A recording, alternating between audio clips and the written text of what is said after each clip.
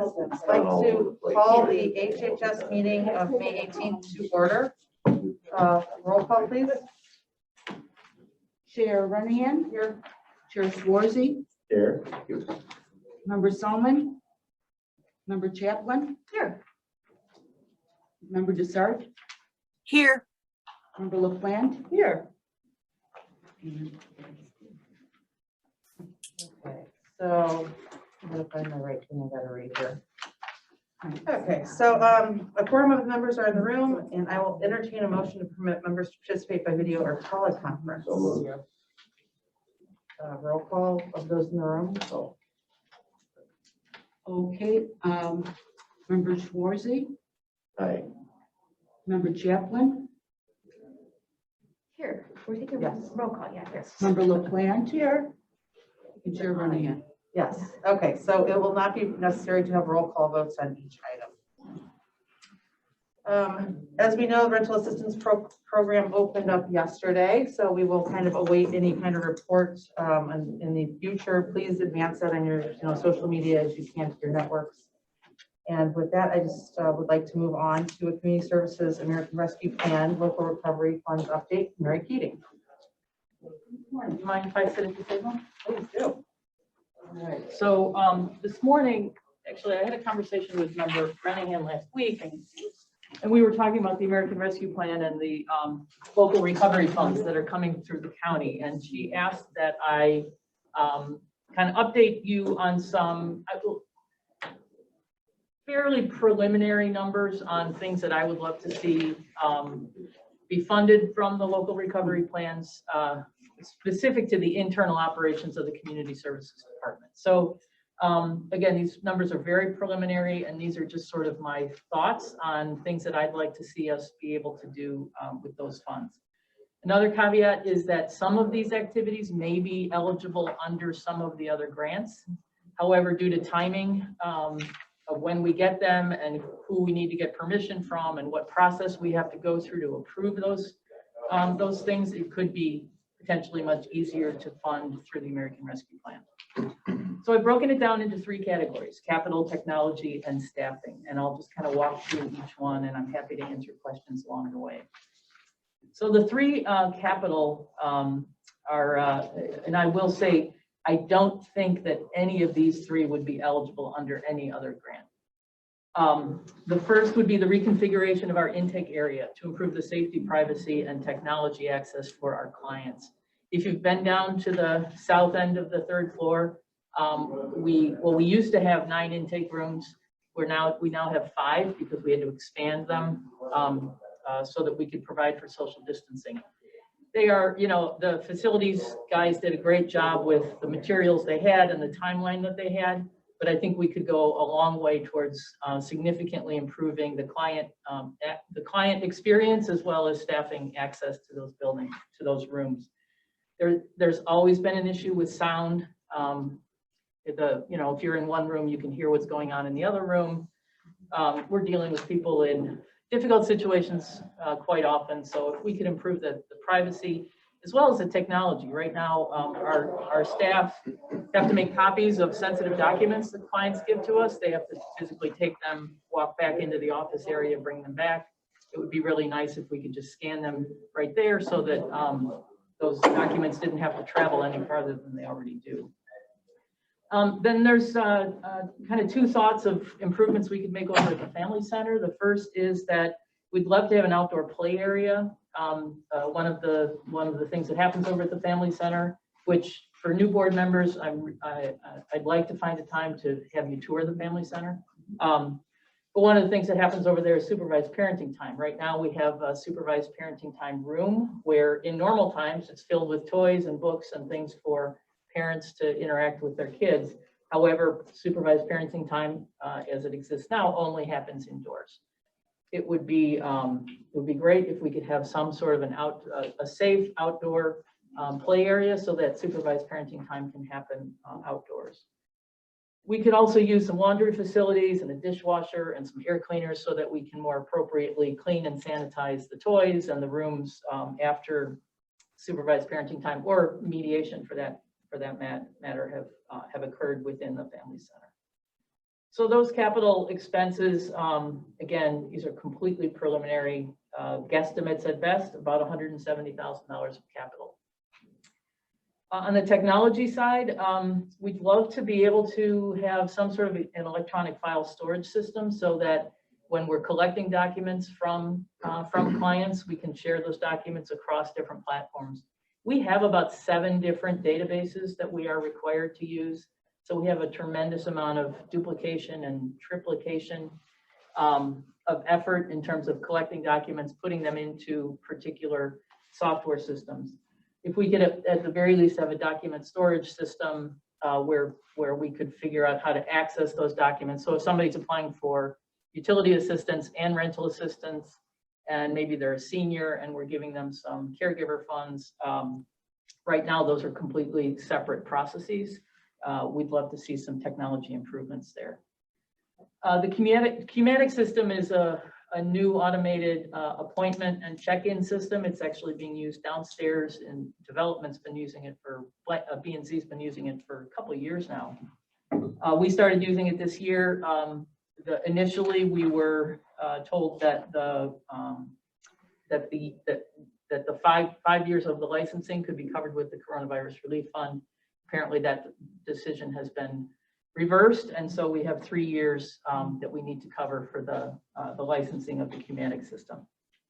Probably eligible for some form of grant, but again, from a processing perspective, things could be much simplified by using the ARP money. Similar to my comments up on the reconfiguration of the intake area, I'd like to see printers and scanners in all of those rooms. And then software to support 211. So we've had conversations about 211 here in the county for at least 10 years, that we'd love to get 211 up and running. For those of you who may not be familiar with it, 211 is a 3-digit phone system. It's used all across the country, pretty much everywhere except here, here in the Chicago metro area and lots of places in Illinois. It's a number that people can call for information and referral to various social service programs. It's basically what our information and referral specialists do during regular business hours, but 211 expands it to a 24/7 operation. It also, it's just much easier to market. It's people from other parts of the country are familiar with it. So it's we'd love to get 211 up and running. So one of the first steps of that would be to purchase the software that we would need, software upgrades with our phone system to support 211. And then the third, under technology, I'm estimating about $120,000 in one-time expenses, and then a 3-year estimate for various licensing of about $62,000 for $182,000. And then under staffing, I've got a couple of ideas. The first would be additional staffing costs so that 211 can be covered for nights and weekends. We've had conversations with the Addison Dispatch Center. They're interested in partnering with us. However, at least initially, they certainly don't feel like they could take that on without any additional staffing. So we've talked about maybe a partnership model where we would provide one additional headcount. They would provide one additional headcount, and we kind of see how that would go over a period of time until we knew what full additional resources would be needed. So our estimate is about over a 3-year period. And I took the 3-year horizon because that's generally the spending horizon for the ARP money. So I came up with an estimate of $700,000 for to operate 211 for 3 years.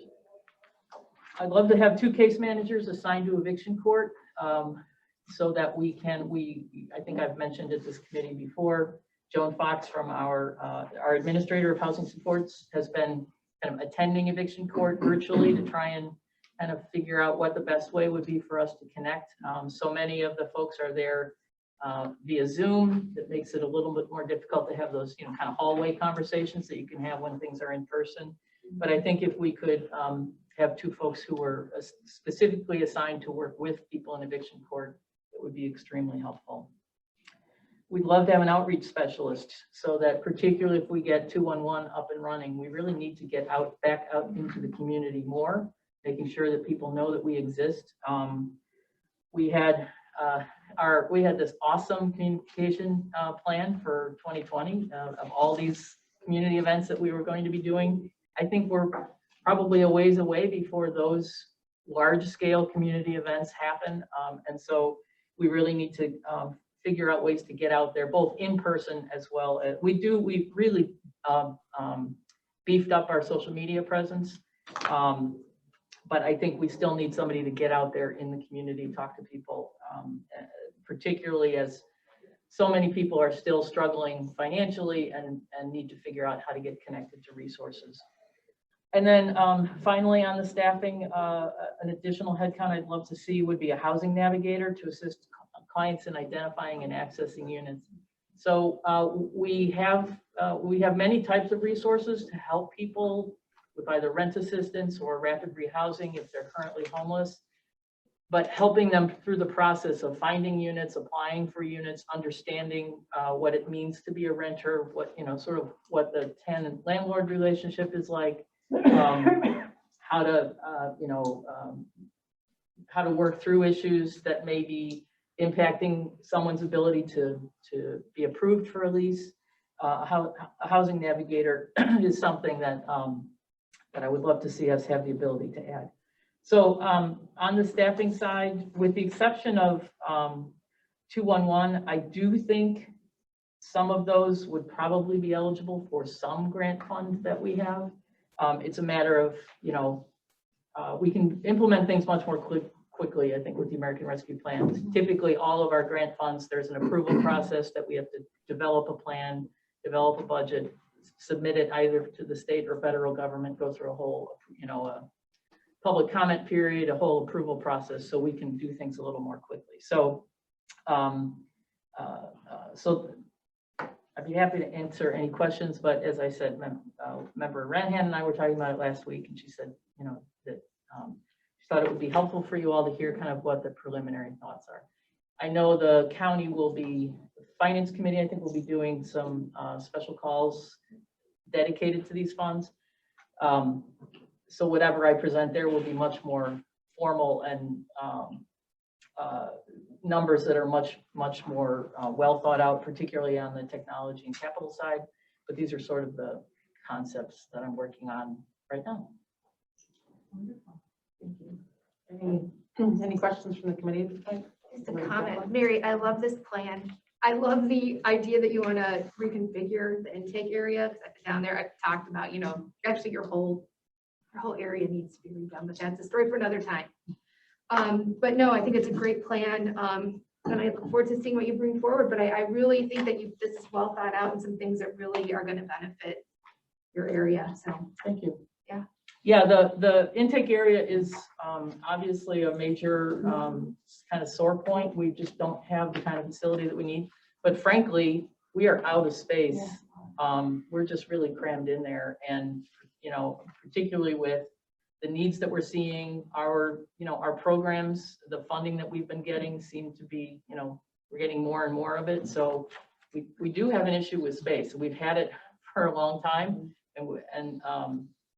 So we may have to think about some sort of hybrid office kind of situation. We will continue to have people teleworking, but that's a larger conversation. But I appreciate your support on the intake area. Yeah, I think that's really from a customer service perspective, I think we could do a lot better than we have now. It seems like a no-brainer, for sure. Well, thank you, Mary, for your expertise. Thanks for coming to our committee first. You know it best, and these federal dollars that come through, not having to jump through those extra hoops, and knowing where to fill the holes, I so appreciate. So thank you. All right, with that, I will ask for approval, or ask for a motion to approve the minutes of May 4th, 2021 for HHS. So moved. Second. Thank you. All in favor, say aye. Aye. Aye. Those are approved. Community services, I'll take a motion to approve FIR 27521, acceptance appropriation of HUD continuous care homeless management program, $188,556. So moved. Second. Second, thank you. Any questions, comments? All right, all in favor, say aye. Aye. Any opposed? That's passed. I'll take a motion to approve HHSR 27621 CDBG resolution on South Group LLC Maple Court clarifying an affordability period of 20 years. So moved. Second. Thank you. Questions, comments? All in favor, say aye. Aye. Any opposed? That's passed. Take a motion to approve HHSR 27721 to increase funding of proposed community CDBG with DuPage Care Center, $400,000. I think this was window replacement, for a total of $800,000. Increase $400,000 for a total of $800,000. So moved. Second. All right, questions, comments? All in favor, say aye. Aye. Any opposed? That passes. Next one, I think requires a roll call. Yes. All right, so I'll take a motion to approve 2021-460 second modification CDBG with Village of Glendale Heights, Gregory Avenue and Somerset Drive, extending the project completion date to August 31st, 2021. Roll call. Need a motion? Oh, need a motion, sorry. So moved. Second. So excited. All right, questions, comments? I was just going to make the comment because this is, I asked Mary about this. Why is money coming out of HHS or an HHS grant to do street repairs? And I was unaware that a big portion of these CDBG goes to helping improve the neighborhoods, the lower income neighborhoods. I just wanted to pass that on and think that's a great idea. So, Something that would help, so thank you. yeah. All right, great. Any other comments? All right, and I guess we will do a roll call. Member Schwarzy, All right. Member Chaplin, Aye. Member Desart, Aye. Member LaPlante, Aye. Chair Renahan. Aye. That passes. DuPage Care Center, I'll take a motion to approve 2021-44 purchase order with McKesson Medical Surgical Government Solutions Care Center not to exceed $17,161. So moved. Second. Questions, comments? All in favor, say aye. Aye. Any opposed? That's approved. We have a DuPage Care Center request. It's going to take a roll call, which I'll ask for motion to approve 2021-45, the contract. Did you get the change order? No, I did change order. Oh, sorry. 882. All right, okay. Okay. All right, I'll take a motion to approve HHS CO 5-21, amendment to contract 5093, issue to accounting principles for temporary staffing, Medicare, Medicaid, insurance biller, DuPage Care Center, January 25th, 2021 to January 24th, 2022, increase the amount $125,000. Do I have a motion? So moved. Second. All right, questions, comments? All right, all in favor, say aye. Aye. Any opposed? That passes. All right, next one, I'll take a motion to approve 2021-45, contract with Northwest Medicine, Central DuPage Hospital for pass-through Medicare Part A costs for services rendered to DuPage Care Center residents June 1st, 2021 through May 31st, 2022, not to exceed $15,000. Motion? So moved. Second. Second, thank you. Questions, comments? All right, and roll call, please. Member Schwarzy, Aye. Member Chaplin, Aye. Member Desart, Aye. Member LaPlante, Aye. and Chair Renahan. Aye. That passes. I'll take a motion to approve consent item with DuPage Federation. So moved. Second. Thank you. Questions, comments? All in favor, say aye. Aye. Any opposed? That passes. I'll take a motion to receive and place on file informational item, professional nursing enrichments for clinical teaching services for ENAT nursing aid training for the Care Center, June 1st, 2021 to May 31st, 2022, not to exceed $1,000. So moved. Second. Okay. Any conversation, comments on this item? All right, all in favor, say aye. Aye. Aye. No, I have. Great program. I know, great program, Janelle. We're very excited about it, right? Okay, residency waivers. None. None. Okay, moving on to the Care Center. Janelle, please. We'll be coming back to the board when we get the final plans in place for the CNA program. We're still working out a couple of items, but we just want to keep you in the loop since we mentioned it and put that on there so you know our progress. in putting it together. We've actually had an abundance of external people show interest, a few internal, which obviously they would be a priority because we want to promote growth within our facility. So more to come on that. I wanted to briefly talk about the reopening and the challenges that presents. The CDC comes out with guidance about reduction of masks, and our residents are like, yay, my family and my grandchildren can just come run around the building, and that's not the case. We are separate, we're congregate living, and so it's a real challenge for them to understand that. We have a particular resident who's indicated he might be writing the letter to the board about his frustration with IDPH. So I'll let you be aware that that may be coming, but just to give you some guidance. So every week or twice a week, we're getting these huge packets of guidance, and things change, some things don't, it's just very ambiguous in what the process is. So as an example, they're really differentiating between vaccinated residents and unvaccinated residents and unvaccinated staff and vaccinated staff, which I'm a little surprised at how divisive it is. So if I have a group that can now join in the dining room and eat, if there's one unvaccinated resident in there, they all have to wear masks. If they're in an activity and one unvaccinated staff member is there, they all have to wear masks. So my concern from that perspective, if I'm a resident and I've been vaccinated and we only have 10 residents that haven't, there presents a potential risk for one resident to possibly pick on another resident because you're making us wear masks.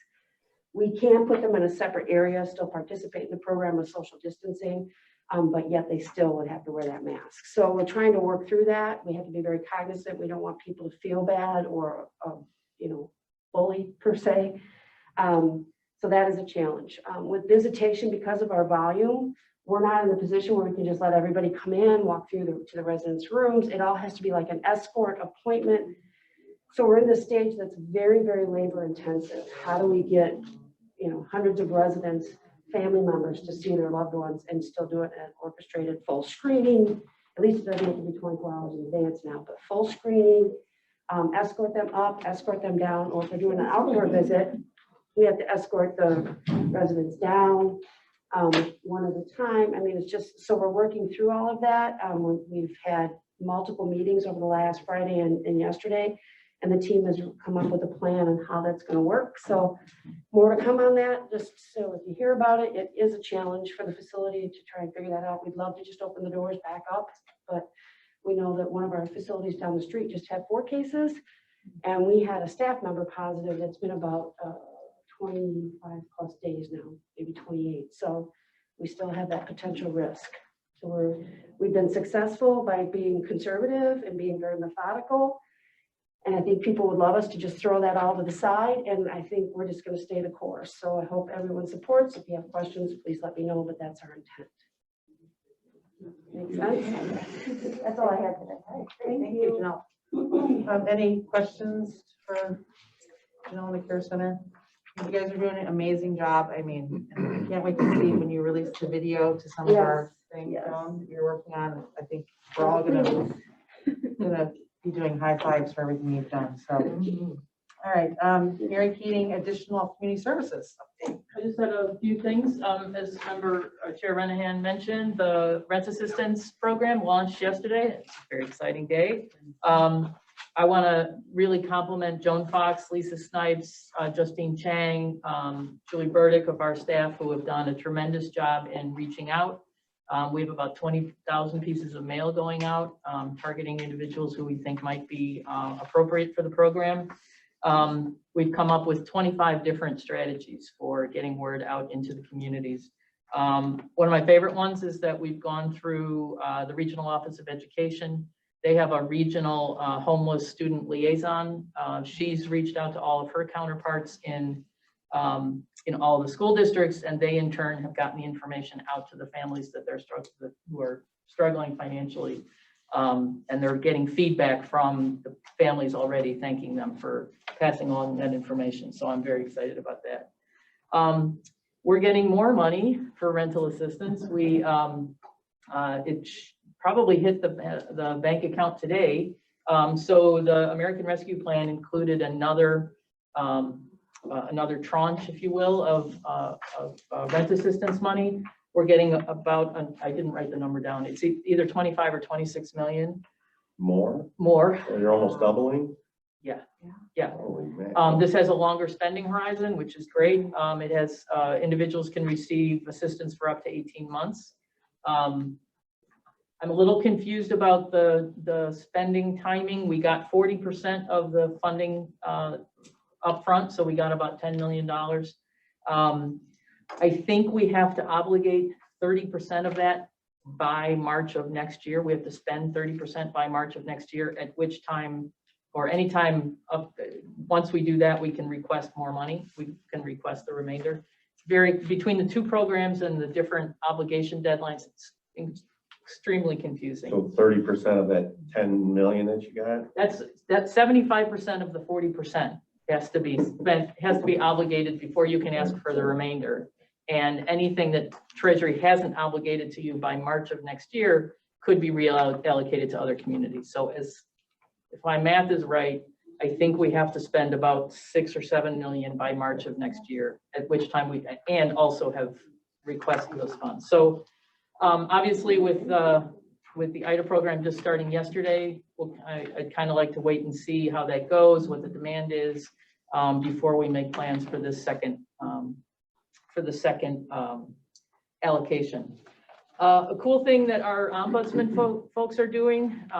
So our ombudsmen are the individuals who work with residents of long-term care facilities and their families to make sure that they understand their rights and also try and resolve issues, often resolving issues within the families. But a couple months ago, we did a Facebook Live event where one of our ombudsmen just kind of talked about the program. That Facebook Live event has been viewed by over 1,000 people, so we're doing another one, May 26th at 2:00 on the DuPage County Community Services Facebook page. So as I said, we're really trying to beef up our social media presence, and so and we did one on the CSBG scholarship program a couple of weeks ago. So I think our staff are excited about doing it, and it's just a whole new way for us to get word out into the community. So that's all I have. Jerry, I had a question on mortgage assistance in terms of, Yeah. we hear rental assistance, but I think we're going to be able to move into mortgage assistance in this next grouping. Yeah, well, not with this, not with ERAP 2, as they're calling it. So yeah, the American Rescue Plan did include funding for mortgage assistance. However, it's not being allocated the same way rent assistance was. It's going only to the states. And so IDA will be managing the mortgage assistance program. I have not seen, I don't know if Treasury has issued any rules or guidance on it yet. So I will certainly keep in touch with our good friends at IDA to see what, kind of what they're thinking. But I did talk to their executive director last week, and I asked if IDA would be the administering agency for the state, and they will. But I don't think they're, like I said, I haven't seen anything from Treasury yet on how who's eligible and how that's going to work. To be determined in the Right. avalanche of help that we're getting, which is fantastic. Right. So, all right, thank you, Mary. Okay, Madam Chair, yes. thank you. Mary, I just had an observation. I'm glad that regarding the rental assistance program, I'm glad that you reached out to the ROE to get the homeless students and their parents, see if they're eligible for rental assistance. I'm wondering, could we also reach out to the free and reduced lunch students? Because perhaps their parents would be eligible for the rental assistance program as well. Certainly, and Joan Olson has helped me with the group that you were working. It's called INSPRA. It's the School PR Association in Illinois, and all of the school PR communicators got our materials, and I had a communication with the head of that organization, and I've already heard back from some of the school communicators that are downloading the flyers and brochures from our page. So the school communicators are really good because, as you guys who served on school boards know, often it's those school communicators that put together the newsletters that go home to parents. And so we kind of tried to get it right into the hands of the people who would communicate directly with the parents. I know that the superintendents will get the information from ROE. So hopefully if we bombard them on a lot of different fronts, we can get the information out there. Great, thank you. I think that free and reduced lunch program, those students that would be a great population target as well. Thank you. Absolutely. Definitely. Thank you. Thank you, Member Stark. Good thinking. All right, do we have any old business? Do you have any new business? Do I have a motion to adjourn? So moved. Second, all in favor, say aye. Aye. Thanks, everyone.